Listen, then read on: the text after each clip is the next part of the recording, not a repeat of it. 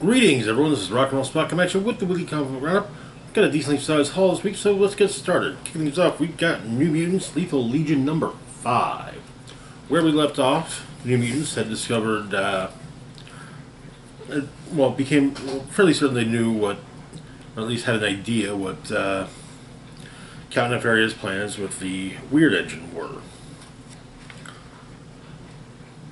And so they go to the Chavez Center in New York, site of the Future Expo.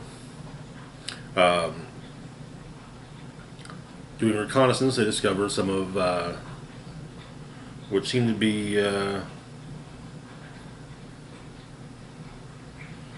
some of the Lethal Legion members, lower level ones, acting as security for the event. Escapade and Cerebella talk, while Wolfsbane and Scout attempt to plan, another heist. While during Cerebella and Escapade's conversation, though, it's pointed out that Escapade wanted to help Cerebella heal, but Cerebella points out that sometimes the only way to heal is to, heal, not just, find out.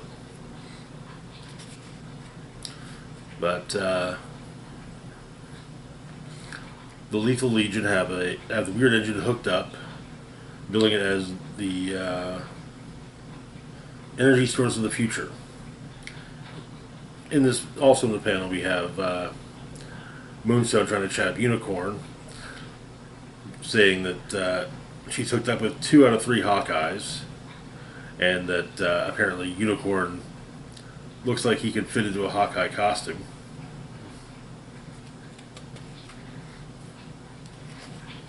But part of the heist plan includes Beatrice, the sewer monster, though they don't want to. The Mutants clearly do not want to make Beatrice have to face Count Nefaria again. See, Count Nefaria did hunt and kill another member of Beatrice's species. There's a heist planning confab, kind of explaining who's going to do what. Beatrice will herd civilians to safety.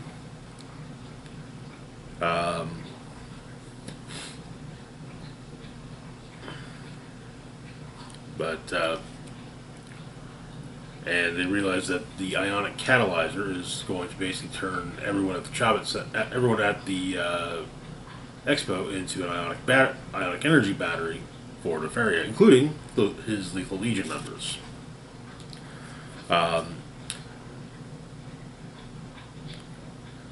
Karma and some of the others infiltrate as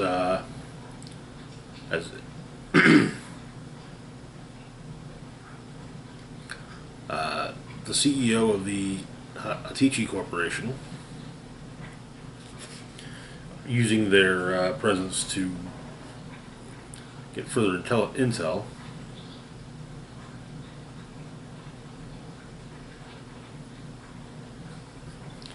The rest of the team do what they can, including making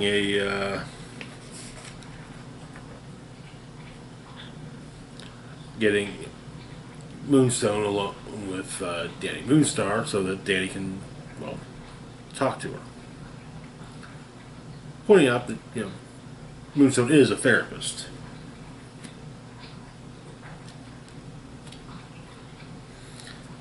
But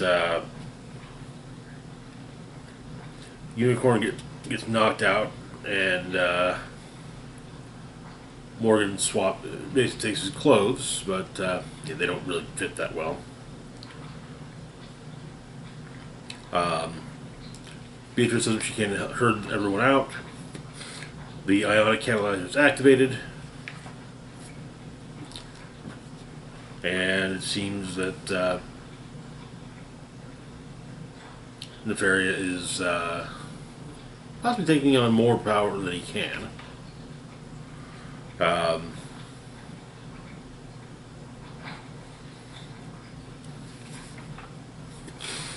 But the day is eventually saved. And back on Krakoa, Morgan actually comes to visit, hangs out, gets to meet some of the other New Mutants. And showing off what it is he can do.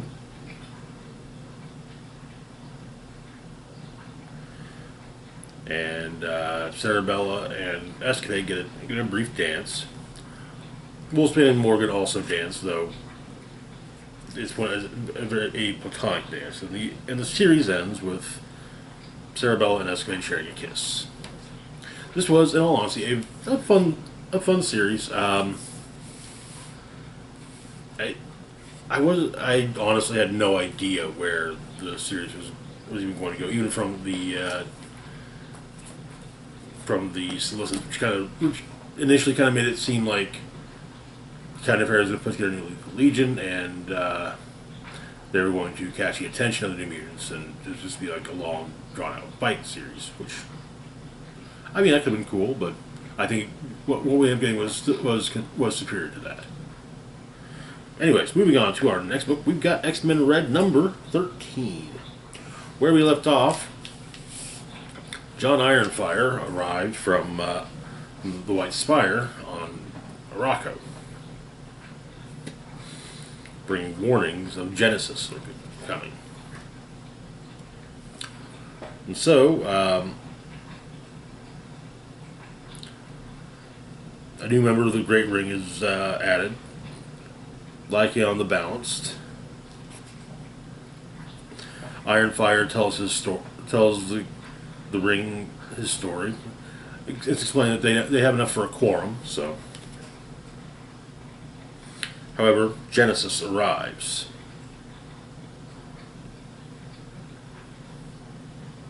With the Annihilation Staff. Which whispers to seeming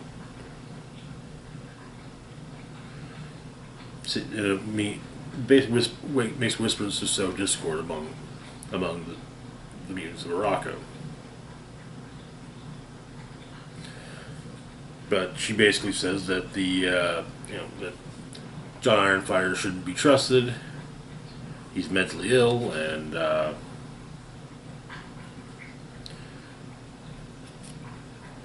staff further convinces the members of the Ring that it basically cows them, while, aside from Storm, who does stand up to her, but the Spire is also the staff is also able to make subtle shifts and things, causing John Ironfire to miss a clear swipe with the White Sword, Puri.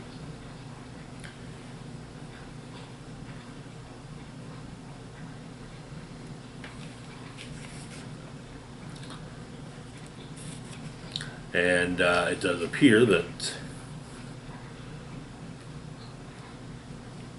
a challenge is made, but seemingly some members of the Great Ring, Storm, as well as Ironfire, run. And the issue ends with Genesis saying that the rightful rule will return when the true mutants of Arakko march to war. It will be under Genesis's banner. Ooh boy.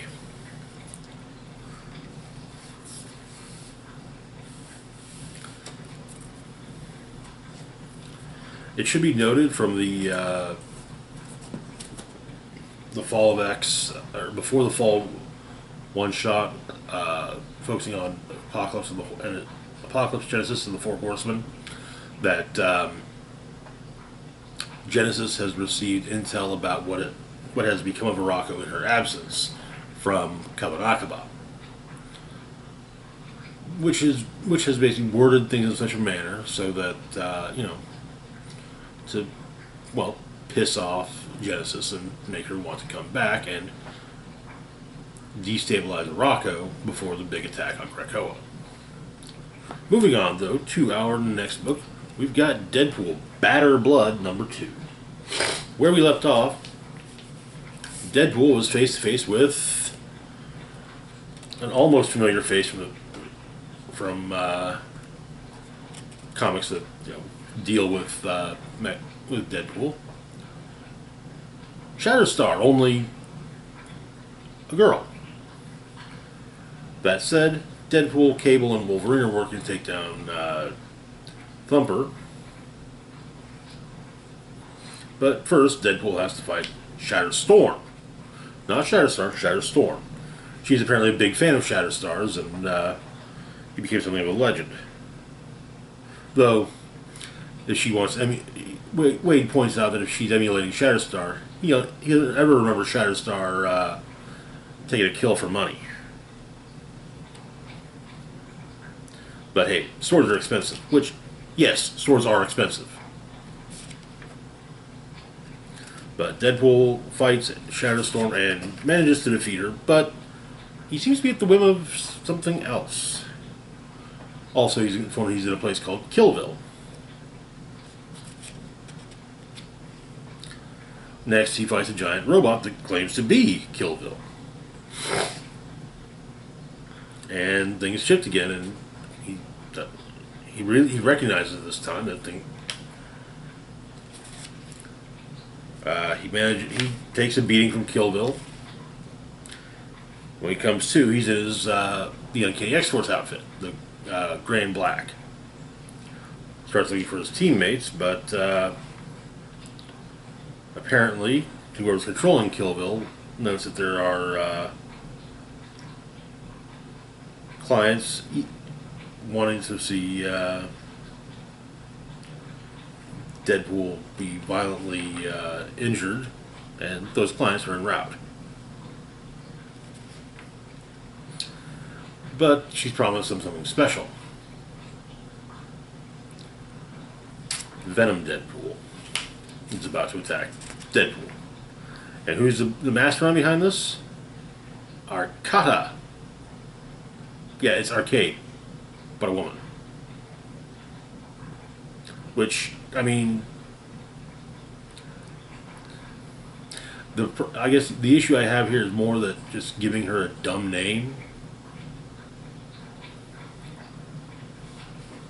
But the concept's cool. And yeah, it is explained early on that it's Killville Inc. So, yeah, well, Killville is also an entity within Killville Incorporated, yeah. But, yeah. It's a Liefeld book. Big, dumb, and inconsistencies, at least the inconsistencies throughout the issue get explained away with the tech of Killville. So, one can at least grant it that. There are some fun moments, such as Deadpool stating his irritation with Shatterstorm's whole with Mojo versus Life's a TV show, and stating that everyone knows Life's a comic book. So, like I said, there are high points, but it's just big. It's big and dumb. And to be fair, the lack of Deadpool's allies from the previous issue does make it a bit less fun. Moving on, though, to our next book, we've got Dr. Aphra number 34. Where we left off, Aphra and Luke Skywalker had made their way to a Jedi, what seemed to be a Jedi temple made of crystal. The issue begins on the Outer Rim many years ago. Ayla Secura and Shakti are dealing with what appears to be a Star Weird. But Shakti has a portion of Kaitu's bell, which apparently trapped the Star Weird within. At the Saison Temple now, the Star Weird is awakened because, well, Aphra took the piece of the friggin' bell.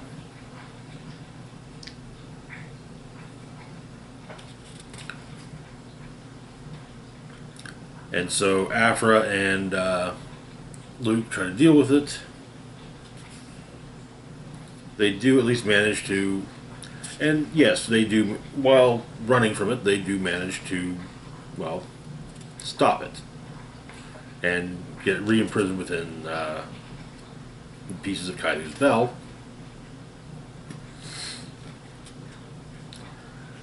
And it helps to use a giant hollow emitter to distract it.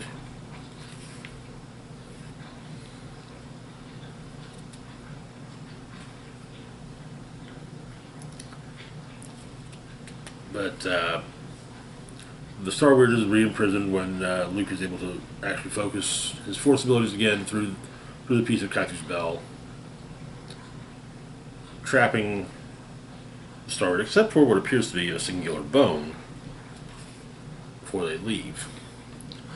Later, they land on Numidian Prime, where Aphra recruited Luke from. And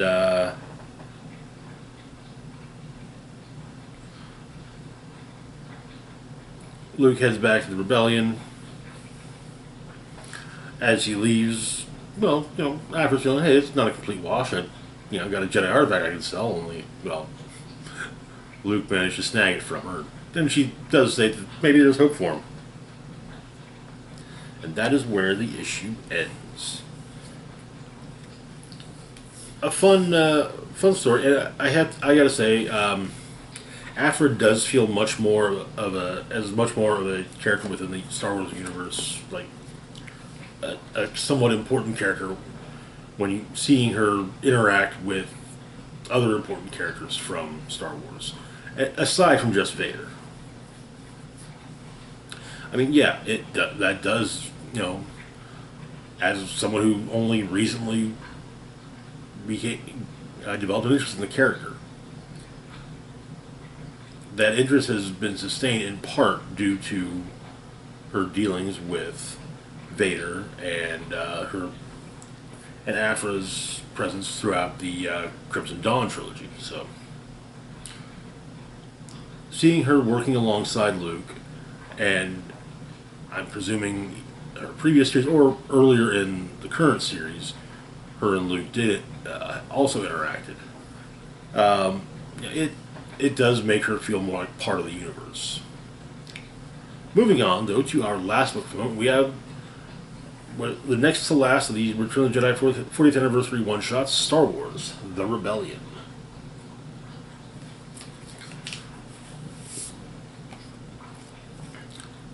We got ourselves a crawl, given the title of the story, The Kill Shot. On the eve of what could very well prove to be a turning point in the brutal conflict between the Rebel Alliance and the Galactic Empire, a lone assassin prepares to undercut the rebels with one pull of the trigger. But the Alliance comes prepared, as Admiral Ackbar receives an urgent message from the Rebel spy network warning of an attempt on the life of Rebel leader Mon Mothma. Unable to refuse vital information, Mothma pushes forward with the meeting, forcing Ackbar to enlist two of his most trusted allies to uncover the mystery of her would-be assassin before it's too late. The issue begins, the assassin getting into position. He uses a modified A280, a vintage modified A280, a refit A280. This is Darwin, and it's also vintage. He only uses it for important jobs. And, well, killing Mon Mothma is an important job. But it flashes back to a few days previously. The spy network Ackbar informed the spy network that, the Empire appears to be sending an assassin after Mon Mothma, though all they know is they're going to have is that someone close to Mon Mothma will offer her information and then the assassin will crash the meeting.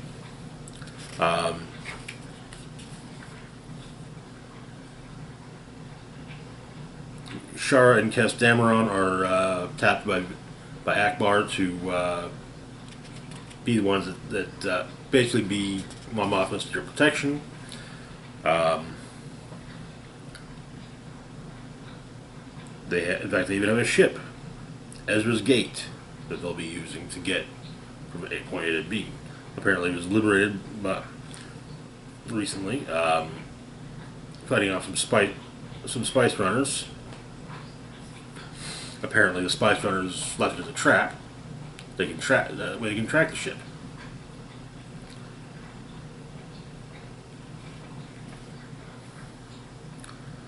And the would-be assassin informs his pilots that they should forget everything about the mission. But the Dammers get some information. Do manage to get some a slight amount of information from a broker, but it's not so much who the assassin is, but where everything will take place. Basically, kind of a, in some ways, the Empire utilizing a decentralized intelligence network, which works out to their benefit. But the Dammers are able to decode enough of the data pad to learn the location. Mon Mothma heads to the planet, where she meets with an ally named Tommaso, who's working with the Spice Runners.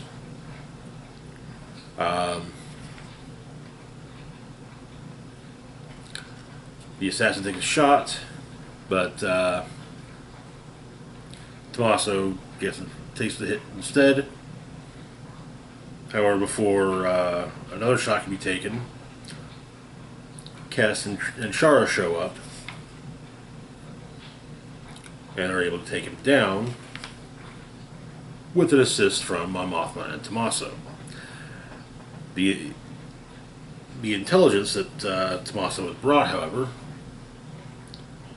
is that there will be a great many dignitaries on the second Death Star.